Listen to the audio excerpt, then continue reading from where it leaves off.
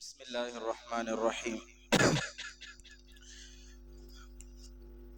نحمده ونصلي على رسوله الكريم، أما بعد، فأعوذ بالله من الشيطان الرجيم. بسم الله الرحمن الرحيم. ولا تجعل يدك مغلولة إلى عنقك ولا تبسطها كل البسط فتقعد ملوما محسورا. وقال رسول الله صلى الله عليه وسلم: من طلب الدنيا حلالا واستعفافا عن المسألة وسعيا على عياله وتعطفا على جاره لقي الله وجهه كالقمر ليلة البدر، او كما قال علیہ الصلاة والسلام. نہایت قابل احترام مہمانان اعظام، عزیز طلبہ اور پردہ نشین خواتین، حلال کمانا آدمی کے ایمان بچانے کے لیے بہت ضروری ہے.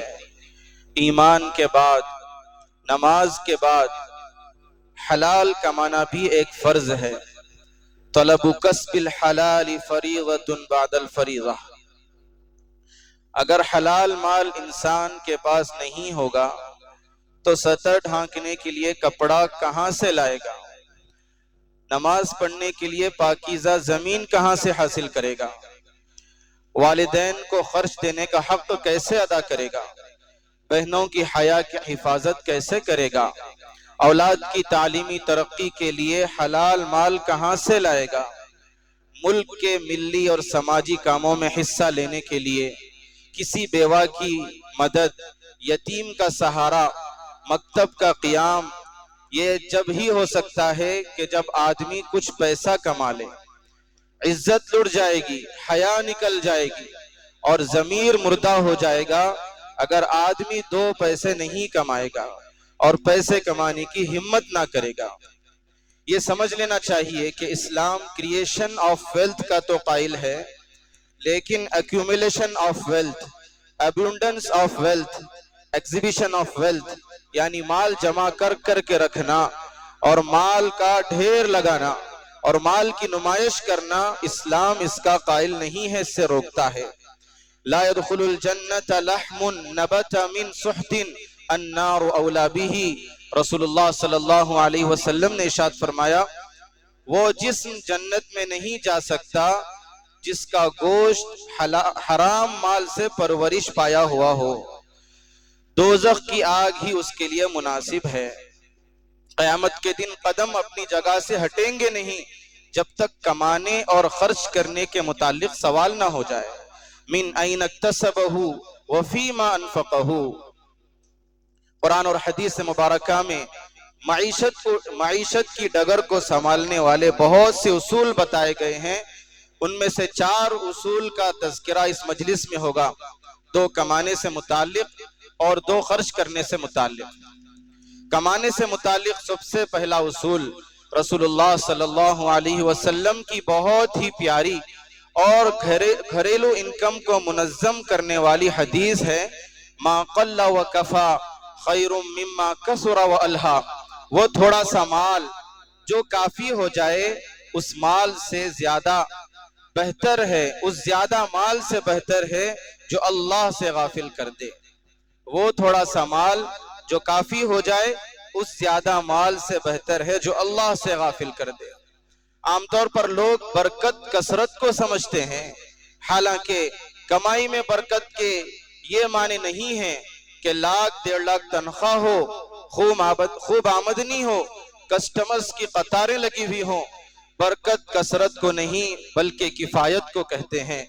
کمائی میں برکت کا مطلب یہ ہے کہ حرام میں پڑے بغیر آدمی کی ضرورتیں حلال طریقے سے پوری ہو جائیں. یہ بہتر ہے اس مال کثیر سے جس سے آدمی کی ضرورت ہی پوری نہ ہو اور دل میں حسرتیں باقی رہ جائیں اور آدمی اللہ سے غافل ہو جائے. اس لیے ہمیں چاہیے کہ مال میں کثرت کے بجائے برکت والے اس اسباب کو اختیار کرنا چاہیے. برکت والے اعمال قرآن و حدیث میں ذکر کیے گئے ہیں. برکت والے اعمال میں ایک اہم عمل ہے صبح جلدی اٹھنا. ایک اہم عمل سلام کرنا ہے، ایک اہم عمل صلہ رحمی کرنا ہے، ایک اہم عمل صدقہ ہے۔ یمحق اللہ الربا ویربی الصدقات، سود کو، فائنانس کو اللہ گھٹاتے ہیں اور صدقے کو اللہ بڑھاتے ہیں۔ فائنانس اور انسٹالمنٹ پر اگر آپ گھر کا کوئی سامان لائیں گے تو آمدنی اور خرچ کبھی قابو میں نہیں آ سکتا ہے۔ اس زمانے کی حماقت ہے کہ روپیہ آنے سے پہلے ہی خرچ کر دیا جائے، مالک بننے سے پہلے ہی مال دوسرے کے حوالے کر دیا جائے۔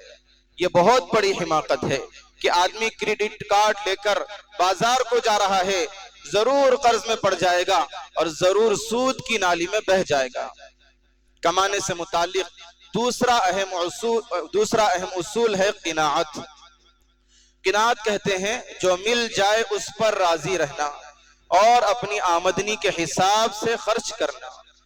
حضرت آقا صلی اللہ علیہ وسلم کا ارشاد ہے، کن قنعا تکن اعبد الناس، اللہ کے دیے پر قناعت کرنے والا بن جا، سب سے بڑا شکر گزار بن جائے گا۔ ناشکری کا برتن کبھی بھرتا نہیں ہے۔ حرص کرنے سے آدمی کی دولت تو نہیں بڑھتی، البتہ حسرتیں ضرور بڑھ جاتی ہیں، بے چینیاں ضرور پیدا ہو جاتی ہیں۔ کمانے سے پہلے بھی اللہ سے راضی ہونا ہے، کمانے کے بعد بھی اللہ سے راضی ہونا ہے۔ الحریص محروم والرزق مقسوم، تدبیر پوری کرتے ہوئے، غیرت پوری بچاتے ہوئے آدمی کو قناعت کرنا چاہیے۔ آدمی کو قناعت کرنا چاہیے کہ اللہ نے جو کچھ مجھے دیا ہے اس میں سے میں اپنی ضرورتیں پوری کروں گا، نیچے والا ہاتھ نہیں اوپر والا ہاتھ بنوں گا۔ قناعت کے نام پر کنجوسی بھی نہ ہو اور کسب حلال کے نام پر، حلال کمانے کے نام پر حرص میں بھی آدمی نہ لگ جائے۔ قناعت جب آ جاتی ہے آدمی قرض کی ذلت سے بچ جاتا ہے، قناعت آ جائے گی سوال اور بھیک مانگنے کی ذلت سے محفوظ ہو جائے گا، قناعت آ جائے گی محتاجگی سے بچ جائے گا، ذلت سے بچ جائے گا، غیرت اور خودداری کا رنگ چہرے پر باقی رہے گا۔ اپنے آمدنی کے حساب سے آدمی کو خرچ کرنا چاہیے۔ پرانی کہاوت ہے، جتنی چادر دیکھو اتنے ہی پیر پھیلاؤ۔ حضرت تھانوی علیہ رحمہ فرماتے ہیں، کمانا ہمارے اختیار میں ہے، آمدنی بڑھانا ہمارے اختیار میں نہیں ہے۔ جو ہمارے اختیار میں ہے اس کو کنٹرول کیا جائے اور جو ہمارے اختیار میں نہیں ہے اس کا غم چھوڑ دیا جائے۔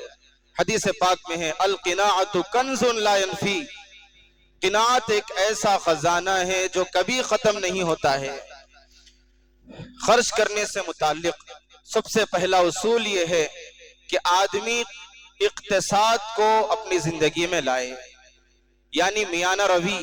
حضور صلی اللہ علیہ وسلم کی حدیث ہے جو عالمی معیشت، قومی معیشت، خاندانی معیشت سب کے لیے رہبری کرتی ہے، الاقتصاد نصف المعیشہ، درمیانی زندگی گزارنا، درمیانی رفتار چلنا اور درمیانی خرچ اختیار کرنا یہ معیشت کا آدھا حصہ ہے۔ خرچ کرنے میں اعتدال نہیں ہوگا تو آدمی کما کر بھی کنگال ہی رہ جاتا ہے۔ دنیا میں جنہوں نے بھی ہوم فائنینس مینجمنٹ اور گھریلو معاشی نظام پر لکھا ہے، انہوں نے سب سے پہلے سب سے اہم بات یہی لکھی ہے کہ آمد و خرچ کو لکھنا چاہیے، لکھنے کی عادت ڈالنا چاہیے، گھر کا بجٹ بنانا چاہیے۔ ایک سلیقہ مند عورت بھکاری شوہر کو مالدار بنا دیتی ہے اور ایک غیر سلیقہ اور بد سلیقہ عورت مالدار شوہر کو بھی بھکاری بنا دیتی ہے، آمد و خرچ کے نہ لکھنے کی وجہ سے۔ گھر کا بجٹ بناتے وقت سب سے اہم چیز ترجیحات کا تعین، ڈٹرمنیشن آف پرائورٹیز ہے کہ ہمارے لیے اہم خرچ کون سے ہیں۔ گھر کا کرایہ، اسکولوں کی فیس، ماہانہ کرانہ، والدین کو ماہانہ دی جانے والی رقم، علاج کے لیے تھوڑے بہت پیسے اور ایمرجنسی اور ناگہانی آنے والے حالات کے لیے کوئی رقم رکھ لی جائے۔ ہماری ترجیحات میں سے ہونی چاہیے کہ میرے سونے کی زکوٰۃ، صدقہ فطر، بقرعید کی قربانی اور کمزور بھائی بہن کی مدد، اپنی حیثیت کے مطابق ذاتی گھر کی تعمیر، ضروریات میں سے ہیں۔ بہت سارے دیندار حضرات ذاتی گھر بنانے کو معیوب سمجھتے ہیں۔ حضرت نبی پاک صلی اللہ علیہ وسلم نے مسجد نبوی سے متصل اپنے لیے اور اپنی ازواج مطہرات کے لیے 9 کمرے بنائے تھے۔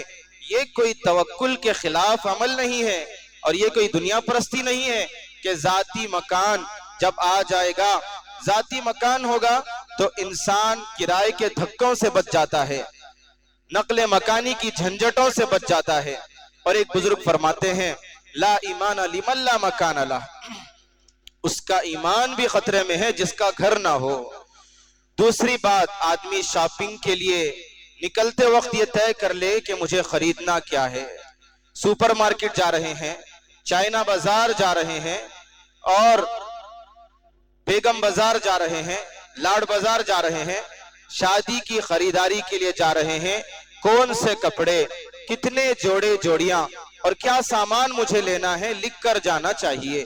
عام طور پر لکھا نہیں جاتا ہے اور شاپنگ کے لیے نکل جاتے ہیں تو ضروری سامان سے زیادہ غیر ضروری سامان اٹھا کر لاتے ہیں جن کا استعمال کبھی نہیں ہوتا ہے۔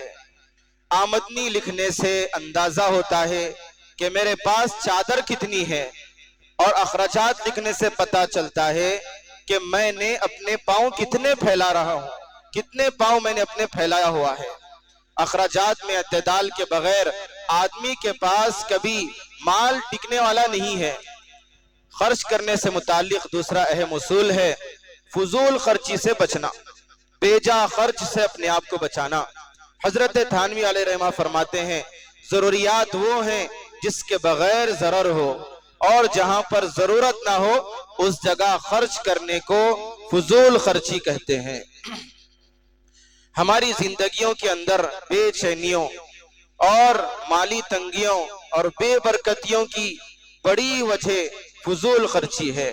کھانا کتنا پھینکا جاتا ہے، گھریلو زندگی سے لے کر فنکشن ہال تک، صرف سٹیٹس مینٹین کرنے کے لیے، اور اسراف ہوتا ہے برانڈ مینٹین کرنے کی چکر میں کہ فلاں برانڈڈ کمپنی ہے، پیزا کھانا ہے فلانی کمپنی کا ہی، جوتے پہننا ہے فلانی برانڈڈ کمپنی کے ہی، کپڑا چشمہ گھڑی لینا ہو فلانی برانڈڈ کمپنی کے ہی، چاہے ماں باپ کو دینے کے لیے خرچ ختم ہو جائے، چاہے ماں باپ کو ہاتھ میں رکھنے کے لیے پیسے نہ ہو، اس کی گنجائش باقی نہ رہے، چاہے ذاتی گھر کا انتظام نہ ہو، قرضوں سے جان ابھی چھوٹی نہیں ہے لیکن اپنے سٹیٹس کو مینٹین کرنے کا غم ضرور لگا ہوا ہے۔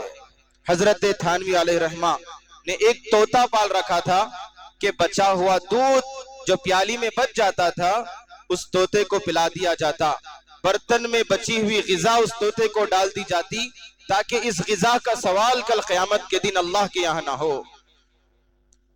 خط کے دائیں بائیں کھلی جگہ جو کاغذ میں بچی ہوئی ہوتی تعویذ لکھنے میں استعمال کرتے تھے تاکہ اتنا حصہ بھی ضائع نہ ہو۔ اسراف اور فضول خرچی سے بچنے کی بہت اعلیٰ مثال ہمارے سامنے ہے۔ ہم کم سے کم چپلوں پر چپل ہمارے پاس جمع ہو رہے ہیں، کپڑوں پر کپڑے ہمارے پاس جمع ہو رہے ہیں۔ پہلے زمانے میں بڑے بھائی کے کپڑے چھوٹے بھائی تیسرے چوتھے پانچویں تک استعمال کرتے تھے۔ زائد کھانا سالن اڑوس پڑوس لینا اس کو معیوب نہیں سمجھتے تھے۔ مالدار گھرانے بھی سال میں ایک مرتبہ ایک جوڑ کپڑے پر اکتفا کر لیتے تھے۔ یاد رکھیے اگر آپ نے آمدنی کے برتن کو خواہشات، رسومات اور فضول خرچیوں کے سوراخ لگا دیے تو وہ برتن میں پانی کبھی ٹکنے والا نہیں ہے، آمدنی کبھی جمع ہونے والی نہیں ہے۔ برتھ ڈے پر خرچ کر دیا اور دوسری رسومات پر ہزاروں روپے لاکھوں روپے لوٹا دیے۔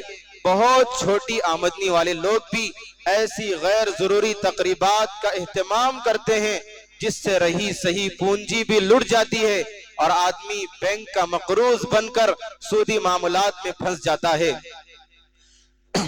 تو ان 4 اصولوں کو اگر ہم زندگی میں لائیں گے، ایک تو ہے کہ ہم برکت والے اسباب کو ترجیح دیں، دوسرا ہے زندگی میں قناعت کو ہم داخل کریں، تیسرا ہے زندگی میں میانہ روی، خرچ میں درمیانہ، اور چوتھا ہے چوتھا ہے کہ ہم فضول خرچی سے اجتناب کریں.